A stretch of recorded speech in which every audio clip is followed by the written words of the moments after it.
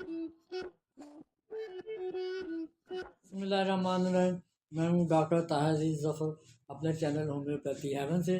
آج ہم بات کریں گے انسانی جسم میں سونے کی موجودگی کی۔ ایک تحقیق کے مطابق ایک اور انسانی جسم میں واقعی تقریباً 0.2 ملی گرام سونا پایا جاتا ہے، جو خون، ہڈیوں اور دیگر بافتوں میں بہت کم مقدار میں موجود ہوتا ہے۔ سونے کا جسم میں کیا کردار ہے، اس پر مزید تحقیق ہو رہی ہے، لیکن یہ خیال کیا جاتا ہے کہ یہ جوڑوں کی صحت اور برقی سیگنل کی ترسیل میں کچھ کردار ادا کرتا ہے۔ انسانی جسم میں سونا کیا ہوتا ہے، کیا یہ ہماری صحت کو متاثر کرتا ہے؟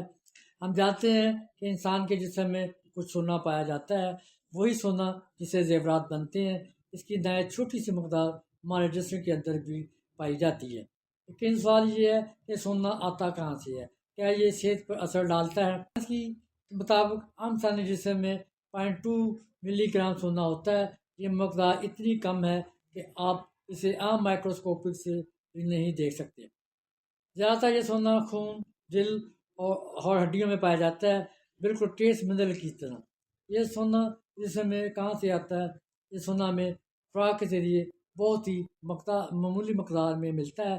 زمین کی مٹی میں، پانی میں، کچھ کھانوں میں سونے کے نینو ذرات موجود ہوتے ہیں۔ ہمارا جسم انہیں جذب تو کر لیتا ہے، لیکن یہ کسی فعل میں حصہ دار نہیں ہے۔ کیا جسم میں موجود سونا ہماری صحت کو متاثر کرتا ہے؟ اس کا سیدھا سادہ جواب یہ ہے کہ نہیں۔ یہ مقدار اتنی مائکروسکوپک ہے کہ دل، دماغ، دل یا گردوں کے کام پر کوئی اثر نہیں پڑتا۔ نہ یہ کوئی بیماری پیدا کر سکتا ہے، نہ اس کی کمی یا زیادتی سے جسم میں کوئی خرابی آتی ہے۔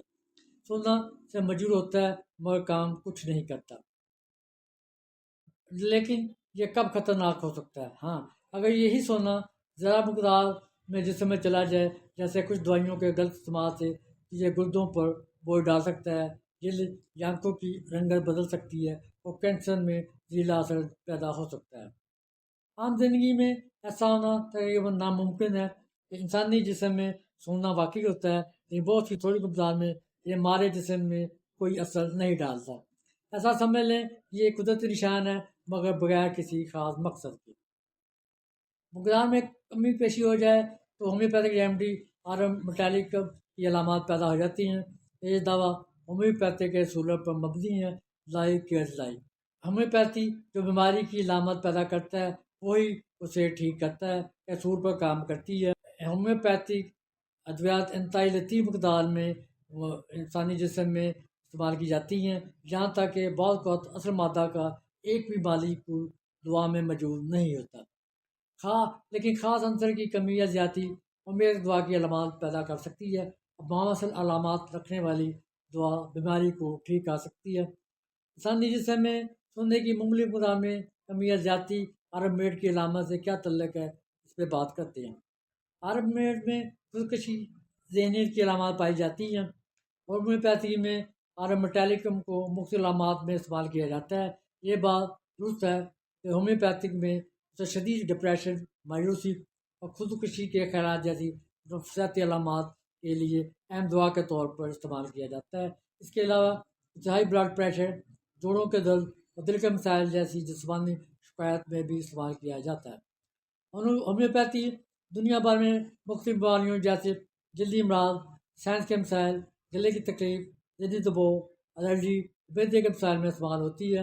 ہومیوپیتھی کی یہ دوا جو دانتوں کے خاص مرکب کی پوٹینسی سے تیار ہوتی ہے، جو خاص طور پر سانس، ناک، گلا، منہ اور جلد کے مسائل، جسم میں پیدا ہونے والی جلن، سوزش، پھٹاؤ اور الرجک علامات کو کم کرنے میں استعمال کی جاتی ہے۔ ناک کی شدید خارش اور جلن میں استعمال کی جاتی ہے۔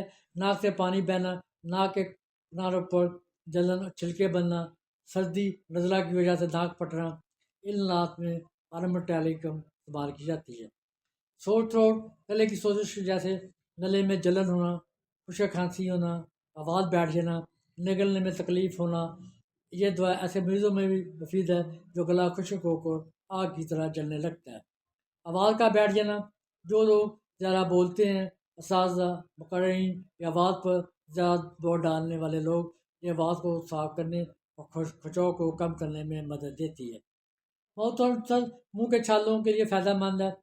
ہونٹوں کے کنارے پھٹنا، زبان پر زخم ہونا، منہ میں جلن ہونا، زیادہ پانی یا لعاب کا بننا ایسے چھالوں میں بہترین نتیجہ دیتی ہے ان میں بہت زیادہ جلن ہو۔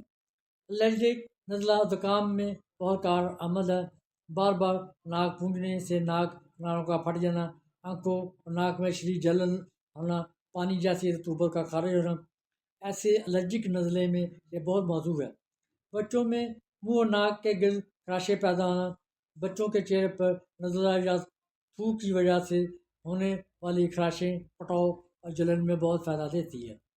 جلد کی جلن اور چھلکے اترنا، جلد اور ہونٹوں کے کناروں کا پھٹ جانا، خاص طور پر سردی یا الرجی میں اس دوا سے بہت بہتر آرام ملتا ہے۔ اب اس کو کون سی پوٹینسی میں استعمال کیا جائے؟ ہلکے درمیانی مسائل کے لیے 30 پوٹینسی، شدید علاج میں 200 میں، اور مشکل یا بار بار آنے والی علامات میں 1 M کی طاقت میں اس کو استعمال کیا جاتا ہے۔ حاملہ خواتین ڈاکٹر سے مشورے سے استعمال کریں۔ یہ انفارمیشن آپ کے نالج کے لیے، اسی مسئلے کی صورت میں اپنے ہومیوپیتھ ڈاکٹر سے رابطہ کریں۔ اس ویڈیو کو لائک کریں، سبسکرائب کریں، شیئر کریں، کمنٹس باکس میں اپنی رائے ضرور دیں۔ شکریہ۔